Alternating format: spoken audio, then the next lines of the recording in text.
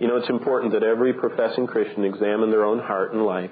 Each of us should make sure we're possessing true saving faith. And for communion this morning, I'd like you to turn to 2 Corinthians 13. 2 Corinthians 13. This is our communion verse this morning as we're going to prepare to partake of the Lord's table. Look at verse 5. It says this, "Examine yourself whether you be in the faith. Prove your own selves." Okay? Satan is the great deceiver, and one of his devices is imitation. And if he can convince us that we have faith and it's counterfeit, we might look no further. Here are some things that we need to ask ourselves as we examine our hearts. Now I'm going to read you a list of verses, but what I want you to do to prepare for communion is this. You see 2 Corinthians 13:5? Do you see what it says? It says, examine ourselves as to whether we're in the faith. I want to do that before we partake of the Lord's table, but I want to do it with you. So what I'd like you to do is just quietly bow your heads and close your eyes so you don't think about everybody else.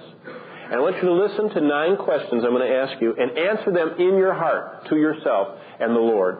And while we're doing that, I'd like to invite the men, the elders, and the deacons to come and prepare the Lord's table. But everybody else, with heads bowed and eyes closed, I want you to ask yourself these questions I'm going to read to you and answer them before we partake of the Lord's table. Number 1, was there a time when I honestly realized I was a sinner and I admitted this to myself and to God? Question number 2, was there a time when my heart was stirred within me to flee from God's wrath? And have I ever seriously been exercised, convicted, troubled over my own sins? Question number 3, do I truly understand the gospel that Christ died for my sins? Do I understand and confess that there is no way I can save myself? Number 4, did I sincerely repent of my sins and turn from them?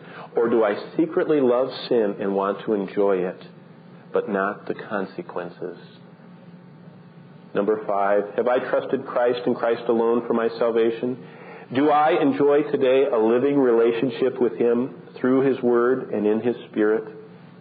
Question number 6, has there been a change in my life? Do I maintain good works, or are my works occasional and weak? Do I seek to grow in the things of the Lord, and can others tell that I have clothed myself with Jesus? Question 7, do I have a desire to share Christ with others, or am I ashamed of Him? Question 8, do I enjoy the fellowship of God's people? Is worship a delight to my soul?